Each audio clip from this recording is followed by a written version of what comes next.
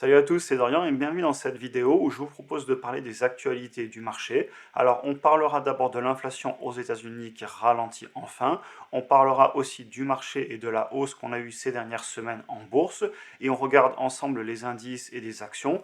Et enfin, je vous parle un peu de ce que je fais en ce moment au niveau de mon portefeuille et de ma position en cash après avoir acheté la baisse en bourse ces derniers mois, comme vous le savez.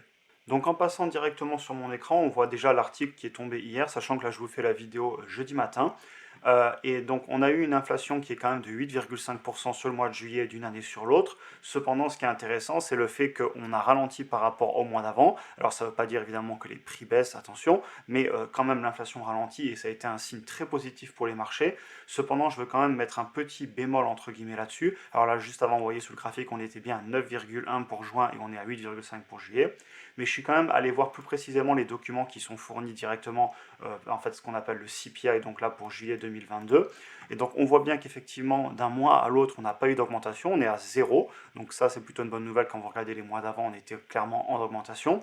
Cependant ce que je voulais vous montrer c'est ici la différence entre le CPI et lorsqu'on enlève la nourriture et l'énergie. Et en fait on se rend compte que quand on enlève la nourriture et l'énergie, eh bien on est flat, alors que quand on conserve tous les éléments donc, qui rentrent dans le panier pour faire le calcul de l'inflation, eh bien on est en baisse. Et ça en fait ça se retrouve très fortement grâce à l'énergie. Si vous descendez, vous voyez en fait qu'ici on a bien le pétrole, le gaz, etc. qui ont fortement baissé aux États-Unis.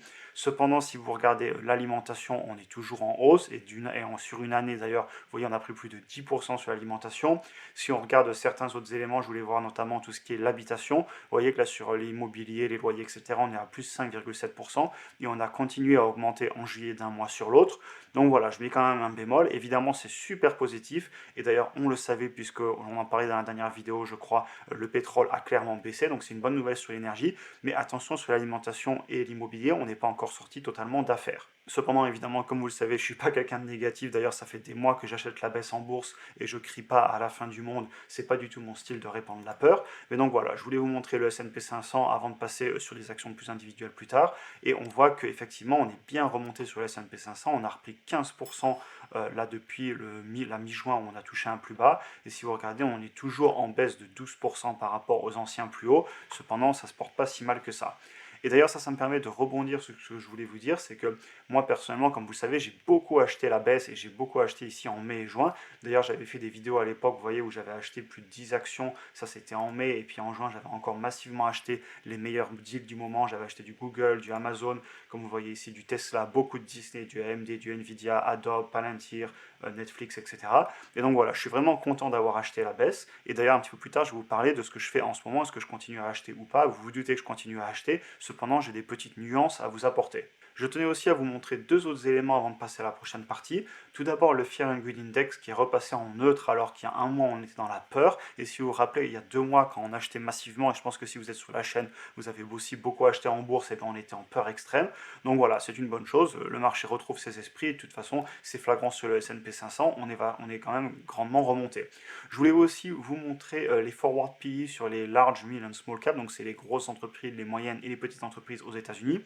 Et on voit qu'effectivement, on a touché un point bas là vers mai-juin. Et moi, comme vous le savez, j'ai beaucoup acheté tout le long de la baisse, surtout à partir de mars, avril, mai. Et donc, on était, je pense, vers ici à peu près. Donc, vous voyez, là, on est revenu à ces niveaux-là. D'ailleurs, si on va sur le graphique, je m'éternise un peu, mais vous voyez qu'on est revenu sur les niveaux là de mai, de mars. Donc, on est bien revenu sur ce niveau-là au niveau des forward PE. Et donc là, j'ai beaucoup acheté à ce moment-là. Et donc, on voit que ça remonte. Cependant, comme je vous le dis à chaque fois, on voit qu'historiquement, sur les petites et moyennes entreprises et même sur les grosses entreprises, on est sur des niveaux tout à fait raisonnables. Et pour moi, ça fait des mois que je le dis, on n'est plus en bulle sur les actions. Après, évidemment, c'est au cas par cas, mais sur les indices, pour moi, on n'est plus en bulle. Après, évidemment, je ne veux pas non plus crier victoire trop vite, comme vous le savez, je suis toujours prudent et j'essaie de jamais aller dans aucun des deux extrêmes et j'essaie d'être toujours le plus raisonnable et de suivre ma stratégie. Et évidemment, là, on est bien remonté, mais on pourrait redescendre. Alors, on a quand même cassé le 200-day moving average, donc la moyenne des 200 jours passés, mais voilà, rien n'est dit qu'on va pas redescendre. On a aussi cassé ce niveau, mais on n'est pas encore remonté sur les grosses résistances qu'on avait ici autour des 460. Là, on est autour des 420. Donc voilà, prudence. Cependant, clairement, c'est très positif ce qui se passe. Mais voilà, je voulais vous dire qu'on n'est pas en sortie d'affaires. On a toujours l'inflation qui pourrait très bien repartir à la hausse. Le pétrole peut remonter. On a la géopolitique, évidemment. On a les bulles immobilières possibles. On a aussi la politique, par exemple, pardon, aux États-Unis avec les élections de mi-mandat qui arrivent, qui pourraient être soit positives, soit négatives sur le marché. Donc voilà, personne ne peut dire ce qui va se passer. Par contre, clairement, je tenais quand même à dire un truc, c'est que si vous êtes rentré en bourse, comme pas mal d'entre vous, j'imagine, en 2021, ce qu'on vient de vivre, c'est exceptionnel. On a eu 6 à 7 mois de baisse, une grosse baisse violente, encore plus sur le Nasdaq comme on la voit ici. Et clairement, félicitations d'être passé à travers tout ça. Si vous avez continué à acheter la baisse, et maintenant vous allez commencer à récolter les fruits si la hausse continue. Mais en tout cas, je voulais vous féliciter et sachez que vous avez accumulé énormément d'expérience et toutes les émotions que vous avez vécues, clairement, dans les prochains marchés baissiers, d'ailleurs même ça pourrait très bien repartir à la baisse, et vous serez clairement plus armé. Et en parlant d'expérience que vous avez accumulée, aussi quelque chose qui est important à dire pour moi, c'est que si vous avez bien acheté la baisse, comme je l'ai fait, comme la majorité l'ont fait certainement d'ailleurs tout le long de la baisse, sachez que maintenant, a priori, vous n'êtes pas trop stressé. C'est remonté, donc vous avez certainement des gains latents sur pas mal de vos actions, de vos positions, où vous avez repris certaines pertes. Et à l'inverse, imaginez si vous aviez tout vendu quand tout le monde paniquait il y a 2 mois vers ici, et que vous aujourd'hui vous vous retrouvez dans une position où vous avez plein de cash et vous voulez plus rentrer sur le marché parce que vous vous dites ça y est, j'attends la prochaine baisse. Clairement, c'est une position très inconfortable dans laquelle moi personnellement je ne veux pas être. C'est-à-dire que si j'étais là, que j'avais tout vendu, je ne sais pas ce que je ferais, je serais en mode panique, alors que le fait que j'ai acheté toute la baisse et la remontée, clairement je suis beaucoup plus rassuré. Donc évidemment, c'est ce que j'invite toujours à faire, c'est ma stratégie, après vous faites ce que vous voulez, mais voilà, clairement au final on ne peut pas savoir où le marché va aller, peut-être que ça va continuer à monter, peut-être que ça va rebaisser, et personnellement je suis content de ne pas avoir à me poser la question, même si je me la pose parce que ça m'intéresse, mais d'un point de vue de l'investissement, je n'ai pas à me la poser puisque j'investis chaque mois dans des actions que je comprends et dans des ETF de qualité que je comprends. Donc voilà, on continue sur quelques actions que je voulais vous montrer pour vous montrer aussi à quel point ça peut repartir à la hausse violemment. Donc là, vous voyez, par exemple, j'ai acheté du Amazon en mai et en juin, je vous en avais pas mal parlé. Aujourd'hui, on a bien repris. Vous prenez sur un Disney, pareil, j'ai bien acheté toute la baisse et là, on se reprend. Bon, je suis encore un petit peu en perte dessus, mais sur le long terme, je suis pas inquiet. Je suis très content d'avoir acheté la baisse. Si vous prenez Google de la même façon, Google, vous savez que je l'ai beaucoup acheté sur ce range qu'on avait énorme entre les 100 et les 120 dollars. Vous voyez qu'on est vraiment là en presque sur le point de casser et on pourrait très bien repartir plus haut. On verra, c'est pas fait. Alors après, par contre, ça peut aussi vous desservir. L'exemple parfait, c'est Pubmatic pour moi. Donc Pubmatic, c'est une action que j'ai rentrée dans mon portefeuille il y a très peu de temps. Je vous avais fait une vidéo dessus, n'hésitez pas à aller la voir. Et vous voyez que j'ai investi 600 dollars dessus et depuis, elle a réexplosé. Alors personnellement, j'espère qu'elle rebaisse parce que j'ai vraiment envie de l'acheter sous les 18 dollars comme j'en parlais dans la vidéo. Mais bon, pour l'instant, elle est remontée, donc je vais être un petit peu patient. Mais voilà, des fois, quand les marchés remontent et que vous venez de commencer une nouvelle position, pas de chance, ça peut arriver que vous n'ayez même pas le temps de finir de la construire. Mais bon, je vais pas m'en plaindre, ça fait aussi une hausse rapide, tant mieux. Et ensuite, deux autres actions que j'avais rachetées, il y avait par exemple Tesla, vous voyez ici, je l'avais racheté en mai, depuis, elle a bien repris, et aussi Microsoft, que depuis très longtemps je souhaitais racheter, et j'en avais racheté vers la mi-juin, et depuis c'est remonté. Donc voilà, pas mal de petites actions que j'ai achetées à la baisse, et au final, qu'est-ce que je suis content, j'arrêterai pas de le répéter, c'est un petit peu une vidéo où je me répète, mais je suis très content de le dire, c'est bien d'avoir pour moi acheté la baisse, parce qu'aujourd'hui je suis dans une position qui sinon serait très stressante pour moi. Donc voilà, j'en ai fini sur l'écran. Maintenant, je voulais vous dire un petit peu ce que moi je fais en ce moment. Alors, comme vous le savez, tout d'abord, j'essaie de ne jamais avoir des opinions extrêmes, de dire ça y est, c'est la fin du monde, ou ça y est, on va repartir vers les plus hauts. J'essaie de rester humble face au marché et surtout, je continue de suivre ma stratégie. J'achète ce que je comprends, ce en quoi je crois pour du long terme et je me prends pas trop la tête. Je suis l'économie parce que c'est super intéressant, parce que ça impacte les entreprises, parce que les actions individuelles, elles pourraient être impactées par les taux d'intérêt, par l'inflation, etc. Donc je le suis, mais ça ne change pas ma stratégie et je pense que c'est la meilleure chose à faire, rester humble face au marché et investir dans ce qu'on comprend en respectant sa stratégie et en ne suivant pas chaque mois la nouvelle stratégie de trading ou la nouvelle stratégie qui va nous rendre riches en 2 semaines, je n'y crois pas comme vous le savez. Alors qu'est-ce que je fais en ce moment? Alors comme vous le savez, j'ai acheté la baisse constamment et assez intensément ces derniers mois et sachez que personnellement, je vais utiliser cette période de remontée pour me reposer déjà émotionnellement parce qu'on a pris 6 à 7 mois vraiment durs dans la tête et moi qui fais des vidéos YouTube, clairement c'est pas toujours facile de montrer son portefeuille en baisse. J'ai continué à vous le montrer même quand j'étais très en négatif et je vous refais bientôt une vidéo du portefeuille puisque j'ai dit que je vous le ferai. Et voilà, je ne vais pas le faire tous les mois mais tous les 2-3 mois je vais en faire une et je vous tiendrai au courant de comment ça se passe sur mon portefeuille.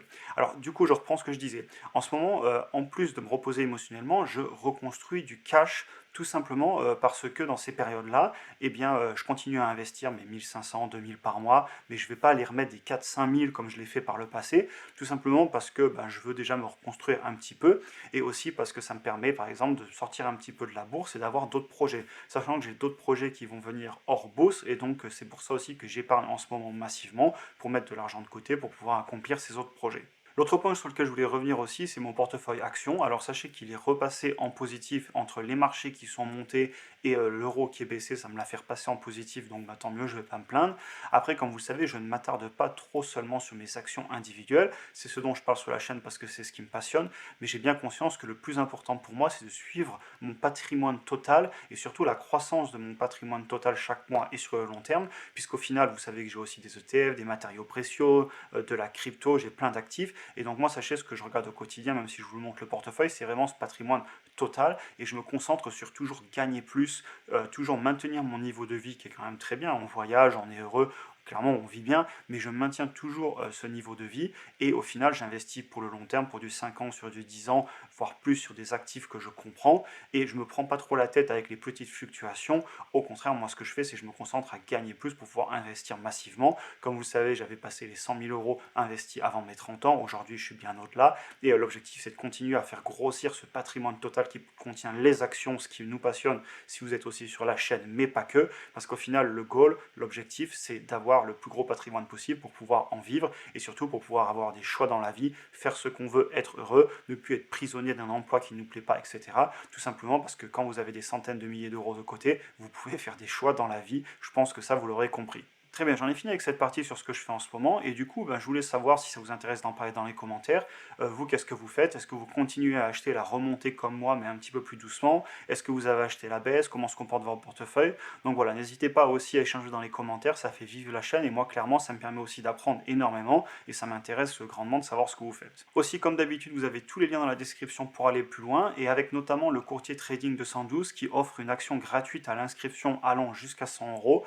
Et je vous parle de ce courtier en fait car je l'utilise de plus en plus en parallèle de mon autre courtier favori qui est DeGiro et j'utilise les deux déjà pour répartir mes investissements sur plusieurs entreprises et puis tout simplement sur plusieurs pays puisque d'ailleurs Trading 112 pardon, est hors d'Europe donc pour moi c'est intéressant aussi et je les utilise aussi et surtout parce qu'ils me permettent de faire du fractionné et quand vous avez beaucoup d'opportunités comme on l'a eu le mois dernier vous voyez évidemment j'ai acheté plus de 10 actions différentes et bien si on a un budget un petit peu limité ça peut permettre d'acheter des sommes fixes par exemple 50 euros par action sur 10 actions et je trouve cet outil excellent et je l'utilise de plus en plus. Donc voilà, n'hésitez pas à l'utiliser si ça vous intéresse et vous avez un lien dans la description qui permet aussi de soutenir la chaîne quand vous vous inscrivez. Moi aussi, je reçois une action gratuite, donc voilà, c'est gagnant-gagnant.